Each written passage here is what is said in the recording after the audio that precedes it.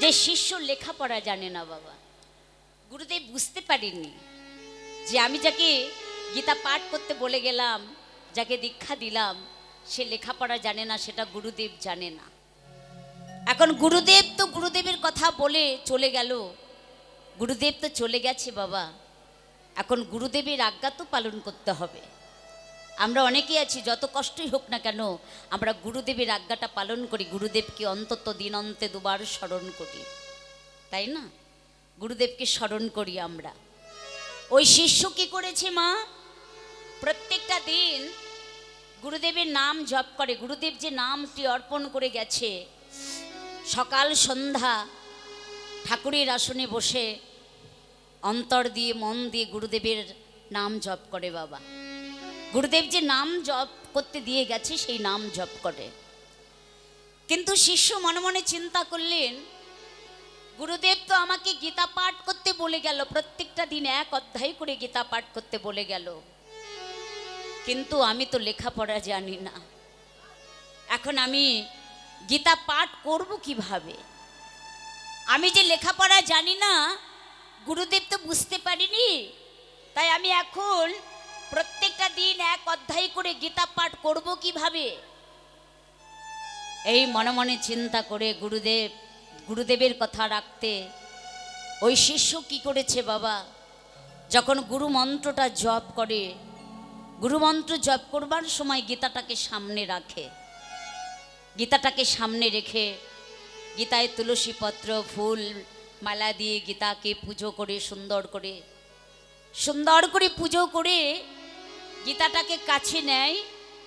কাছে নিয়ে একবার বক্ষে জড়িয়ে ধরে, একবার মস্তকে ধারণ করে, একবার নয়ন জলে বক্ষ ভাসিয়ে কাঁদে। গীতার দিকে তাকিয়ে তাকিয়ে ওই শিষ্য কি করে মা? গীতার দিকে এক দৃষ্টিতে তাকিয়ে থাকে। গীতার দিকে এক দৃষ্টিতে তাকিয়ে থেকে নয়ন জলে বক্ষ ভাসিয়ে কাঁদে। বললেন, মাগো, যারা গীতা পড়তে জানো না, তারা গীতা পড়তে নাই বা জানলে প্রত্যেক দিন অন্তত গীতাটাকে একবার প্রণাম করবে, গীতাটাকে হৃদয়ে ধরবে, মস্তকে ধরবে, অন্তত গীতাটাকে একবার দর্শন করবে। দর্শন করলেও আমাদের এই কলিহত জীবের পাপ তাপ দূরে চলে যায় মা। ওখানে ওই শিষ্য প্রত্যেকটা দিন গীতাটাকে দর্শন করে বাবা। গীতাটাকে দর্শন করে আর বক্ষে জড়িয়ে ধরে নয়ন জলে বক্ষ ভাসিয়ে কাঁদে। যখন গীতাটাকে বক্ষে জড়িয়ে ধরে নয়ন জলে বক্ষ ভাসিয়ে কাঁদে, প্রত্যেকটা দিন গীতাকে বক্ষে জড়িয়ে ধরে, গীতাকে বক্ষে জড়িয়ে ধরে উচ্চৈস্বরে বাবা, উচ্চৈস্বরে নয়ন জলে বক্ষ ভাসিয়ে কাঁদে। নয়ন জলে বক্ষ ভাসিয়ে যখন কাঁদছে, যারা গ্রামবাসী ছিল, দেখবেন বাবা এ জগতে অনেকেই আছে নিজে হরিনাম গায় না, নিজে হরিনাম ভালোবাসে না, আবার অন্য কেউ যদি হরিনাম করে, কৃষ্ণ নাম করে, তাকে বাধা সৃষ্টি করে। নিজে তো হরিনাম বলেই না বাবা, আবার অন্য কেউ যদি হরিনাম বলে তাদেরকে ব্যঙ্গ করে, তাদেরকে ঠাট্টা করে, তাদেরকে ছলনা করে, তাদেরকে অনেক কটু কথা বলে। ওই ব্যক্তি যখন প্রত্যেকটা দিন গীতাকে বক্ষে জড়িয়ে ধরে নয়ন জলে বক্ষ ভাসিয়ে কাঁদে, তখন পাড়া প্রতিবাসীগণ কি করেছে জানো মা? সবাই ছুটে এসেছে ওই ব্যক্তির কাছে। পাড়া প্রতিবাসীগণ সবাই ছুটে এসেছে। পাড়ায় যারা কৃষ্ণ ভালোবাসে না, যারা কৃষ্ণকে পছন্দ করে না, যারা হরি কথা কৃষ্ণ কথা ভালোবাসে না, তারা সকলেই ছুটে এসেছে। সকলেই ছুটে এসেছে ওই ব্যক্তির কাছে। সবাই ছুটে এসে সবাই মিলে বলছে, এই যে মশাই, তোমার জন্য প্রত্যেকটা দিন আমরা বিরক্ত হই, আমাদের ঘুম হয় না, তুমি প্রত্যেকটা দিন গীতাকে কাছে নিয়ে নয়ন জলে বক্ষ ভাসিয়ে হাও হাও করে কাঁদো। তোমার জ্বালায় আমরা একটু শান্তি পাই না। তুমি এমনভাবে কাঁদো কেন? তুমি এমন কি লেখাপড়া জানো? সবাই গ্রামের লোক জানে ও লেখাপড়া জানে না। গ্রামবাসী সবাই জানে যে লেখাপড়া জানে না। সবাই মিলে ঠাট্টা করছে, ব্যঙ্গ করছে, ব্যঙ্গ করে বলছে লেখাপড়া জানে না। আবার গীতাকে কাছে নিয়ে দেখো এমনভাবে কাঁদছে, মনে হচ্ছে যেন গীতার সব কিছু সে পড়ে ফেলেছে। এই যে তুমি লেখাপড়া জানো না, তুমি পড়াশুনো জানো না, তুমি গীতার এমন কি দেখেছো, এমন কি পেয়েছো, কি পাঠ করেছো যে তুমি এমনভাবে নয়ন জলে বক্ষ ভাসিয়ে কাঁদছো? গ্রামবাসী সবাই মিলে যখন তিরস্কার করছে, বাবা ওই পথ দিয়ে গমন করছিলেন আমার গৌর হরি। আমার গৌর হরি ভক্তগণকে সঙ্গে নিয়ে হরিনাম গাইতে গাইতে ওই পথ দিয়ে গমন করছিলেন।